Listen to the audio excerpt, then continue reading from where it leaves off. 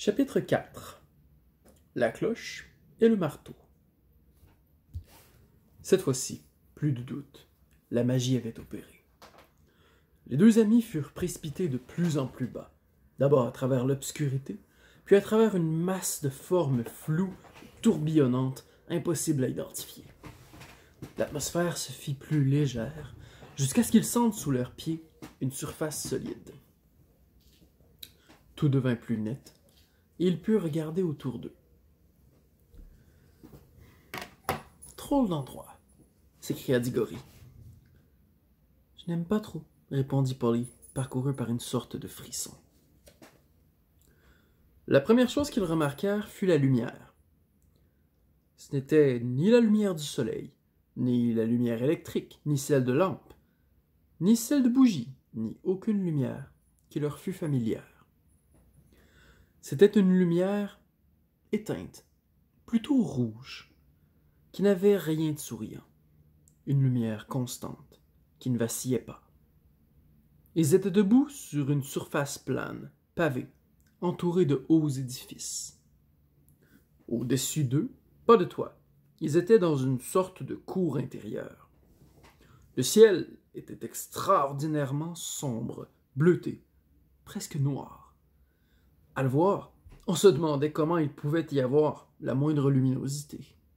« Un drôle de temps, » remarqua Diggory. « Me demande si nous ne sommes pas tombés juste avant une tempête ou une éclipse. »« Je n'aime pas trop, » répéta Polly.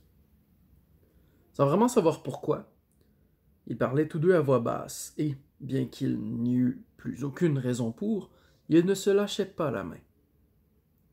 La cour était entourée de très hauts murs, percés de nombreuses fenêtres sans vitres, qui ne laissaient entrevoir qu'une profonde obscurité.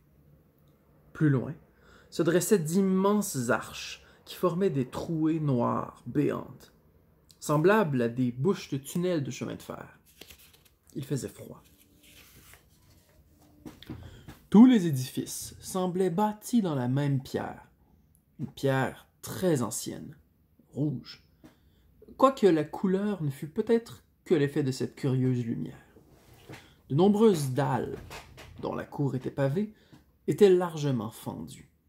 Aucune n'était parfaitement ajustée, et leurs coins étaient émoussés.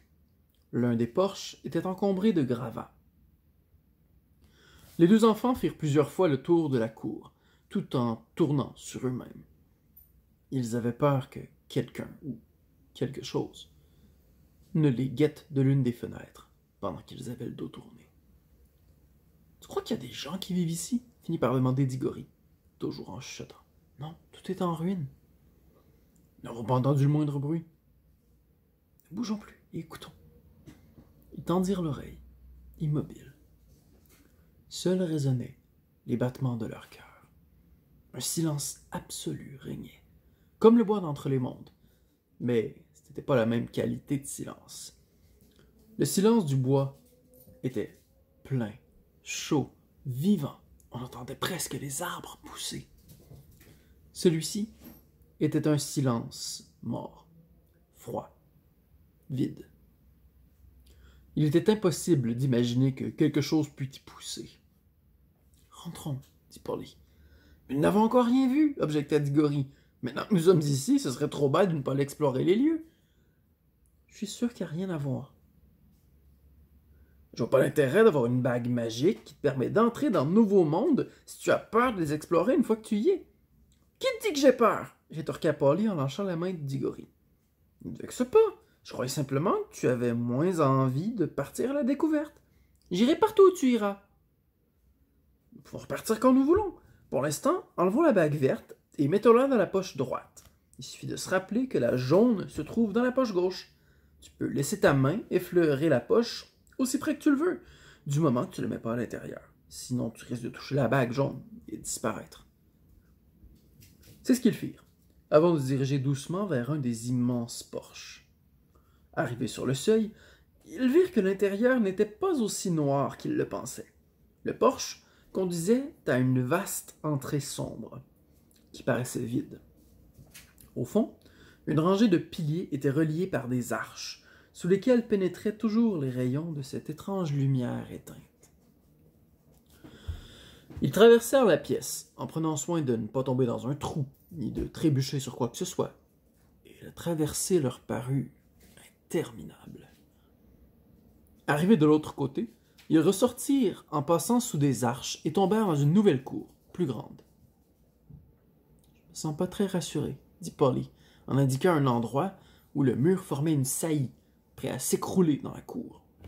Il manquait un pilier entre deux arches qui n'étaient plus reliées que par un morceau de pierre pendant dans le vide.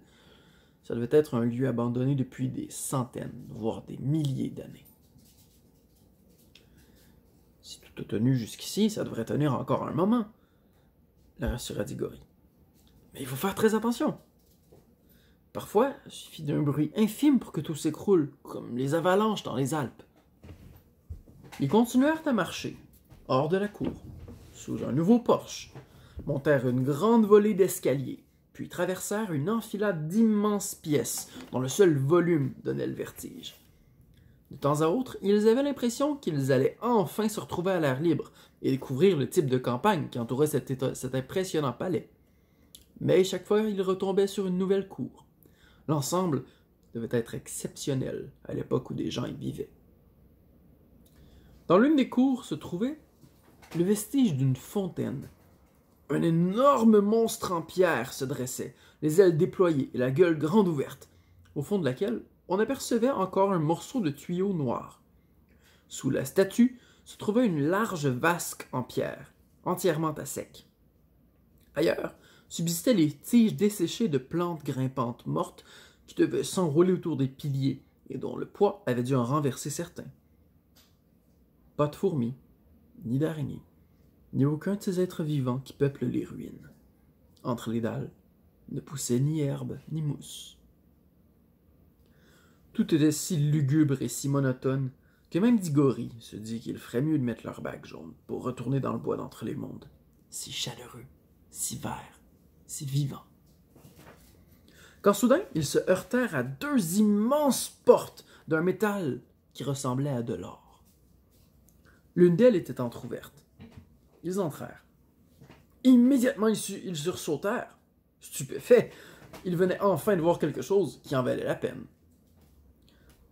Un instant, ils crurent que la pièce était pleine de gens, de centaines de personnes, toutes assises et parfaitement immobiles. Jusqu'au moment où ils comprirent que ce n'étaient pas des vraies personnes. Pas le moindre mouvement ni le moindre souffle ne troublait cette assemblée, qui semblait former le plus bel ensemble de statues de cire que l'on pût imaginer. Cette fois, si Polly prit les devants, car il y avait quelque chose dans cette salle qui l'intéressait particulièrement, les somptueux vêtements que portaient les personnages. Ils étaient couronnés et drapés de longues robes couvertes de différents motifs, des dessins de fleurs, d'étranges animaux brodés à la main, aux couleurs cramoisies, gris argenté, pourpre profond ou vert vif. Des pierres précieuses de grande taille d'un éclat éblouissant ornaient les couronnes, formaient des pendentifs et saillaient çà et là, partout où les personnages portaient des bijoux. Pour qui s'intéressait aux vêtements, il était difficile de résister à l'envie d'aller les admirer de plus près. La beauté des couleurs donnait au lieu un air, non pas de gaieté, mais de faste et de majesté, qui tranchait avec la poussière et le vide des pièces précédentes. Et la salle, qui avait plus de fenêtres, était beaucoup plus lumineuse. « Comment se fait-il que ces vêtements n'aient pas été détruits par le temps ?» demanda Polly. « La magie, » murmura Diggory. « Tu ne la sens pas? Je parie que la salle entière a été figée sur place par des sortilèges. Je l'ai senti à l'instant même où nous sommes entrés. La moindre de ces robes doit coûter une fortune. » Diggory, lui, était plus intrigué par les visages des personnages qui, assis sur des fauteuils en pierre des deux côtés de la salle, formaient un ensemble impressionnant. « C'était sûrement des gens bien, » fit remarquer Diggory en avançant dans l'allée centrale et observant les visages de chaque côté, tandis que Polly acquiesçait. Les hommes et les femmes de cette extraordinaire assemblée dégageaient une expression de bonté et de sagesse. Et tous semblaient descendre d'une lignée de gens particulièrement beaux. Un peu plus loin pourtant, les enfants découvrirent des visages dont l'expression était légèrement différente. Des visages solennels, qui, s'ils avaient été vivants, auraient certainement signifié qu'il valait mieux tourner 7 fois sa langue dans sa bouche avant de s'adresser à eux. Ils firent encore quelques pas, et cette fois-ci, furent cernés de visages qu'ils n'aimaient plus du tout. C'était à peu près au milieu de la salle. Ils avaient l'air forts, fiers, heureux, mais cruels. Plus loin, ils avaient l'air encore un peu plus cruels. Et plus loin encore, toujours plus cruels, mais ils n'avaient plus l'air heureux. Ces visages donnaient une impression de désespoir, comme si les personnes auxquelles ils appartenaient avaient commis et subi des actes effroyables. Le dernier personnage de la rangée était particulièrement remarquable. C'était une femme, dont les atours étaient encore plus somptueux. Elle était grande, mais tous les personnages dans cette salle étaient plus grands que dans notre monde, et avait une expression farouche et arrogante, absolument saisissante. Elle était très belle. Des années plus tard, Diggory avoua que jamais dans sa vie il n'avait rencontré de femme aussi belle. En revanche, il faut préciser que Polly dit toujours qu'elle ne voyait pas ce qu'elle avait de particulièrement beau. Cette femme, je disais donc, était la dernière de la rangée. Mais il y avait encore après elle de nombreux fauteuils vides, comme si la salle avait été conçue pour une série de personnages beaucoup plus nombreuses. Si seulement nous pouvions savoir ce que tout cela cache, murmura Diggory. Revenons sur nos pas et allons regarder l'espèce de table au milieu. En effet, ce n'était pas exactement une table. C'était une colonne carrée, d'1,50 m environ de hauteur, sur laquelle s'élevait un petit arceau doré, où était suspendue une petite cloche dorée. À côté était posé un petit marteau doré pour frapper sur la cloche. Je me demande, réfléchissait Diggory. J'ai l'impression qu'il y a quelque chose écrit en dessous, dit Polly en se penchant pour regarder sur le côté du pilier. Oui, il y a quelque chose d'écrit, mais je suis sûr qu'on ne pourra rien en déchiffrer. Tu penses? Je n'en suis pas si sûr. Tous deux examinèrent l'inscription avec la plus grande attention, mais bien entendu, les lettres gravées dans la pierre leur étaient étrangères. Un phénomène extraordinaire se produisit alors. Tandis qu'ils observaient ces étranges lettres, dont la forme ne s'altérait pas, ils découvrirent qu'ils pouvaient en comprendre le sens. Diggory avait raison. C'était une salle enchantée, mais il l'avait oublié. Sinon, il aurait compris que le sortilège commençait à faire son effet. Il était trop emporté par son désir de comprendre ce qui était écrit pour y penser. L'inscription disait à peu près ceci, du moins en est-ce le sens, car la poésie du style était beaucoup plus frappante quand vous étiez sur place. Choisis, intrépide étranger. Frappe la cloche et brave le danger. Ou imagine jusqu'à en devenir fou ce qu'il serait advenu si tu avais frappé un coup.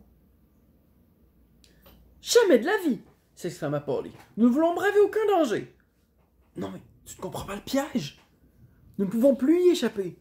Nous nous demanderons toujours ce qui serait arrivé si nous avions frappé la cloche. Je n'ai aucune envie de rentrer et de devenir fou à force d'y penser. Jamais de la vie. Ne sois pas si bête. Pourquoi s'en faire? Qu'importe ce qui aurait pu arriver. Parce que quiconque est arrivé à ce point condamné à s'interroger jusqu'à en perdre la raison. C'est le pouvoir de la magie, tu comprends? Je sens qu'il commence à agir sur moi. Pas sur moi, en tout cas, dit Polly d'un ton vexé. Et sur toi non plus, je te crois pas. Tu fais semblant. Oh, c'est tout ce que tu trouves à dire. C'est parce que tu es une fille. Et tout ce que les filles savent faire, c'est débiner et mépriser les gens qui ont le goût du risque. Tu peux pas savoir à quel point tu ressembles à ton oncle quand tu parles comme ça. Tu pourrais éviter de changer de sujet. Nous étions en train de discuter de... Oh, tu parles exactement comme un homme, s'écria Polly avec une voix d'adulte. Avant d'ajouter immédiatement de sa vraie voix, il ne me dit pas que c'est typiquement féminin, espèce de copieur. Oh, rassure-toi, jamais je dirais d'une gamine comme toi qu'elle a un comportement typiquement féminin, répliqua Diggory d'un ton hautain. Ah oui, c'est ça, moi, une gamine, répondit Polly hors d'elle. Puisque c'est comme ça, t'inquiète pas, tu n'auras plus à te faire de soucis pour la gamine en question. Je pars, j'en ai assez de cet endroit. Et j'en ai assez de toi, espèce de gros porc borné et coincé. C'est ça, répondit-il avec une voix encore plus mauvaise qu'il en avait l'intention, car il venait de voir la main de Polly glisser vers sa poche gauche pour prendre la bague jaune. Ce qu'il fit alors n'est excusable que si l'on précise qu'il le regretta profondément par la suite. Il ne fut d'ailleurs pas le seul. Il saisit violemment le poignet de Polly et se plaqua contre elle, le dos contre sa poitrine. Après avoir neutralisé son autre bras avec son coude, il se pencha, ramassa le marteau et donna un coup sec sur la petite cloche dorée. Puis il la relâcha et tous deux tombèrent en échangeant un regard perplexe, hors d'haleine.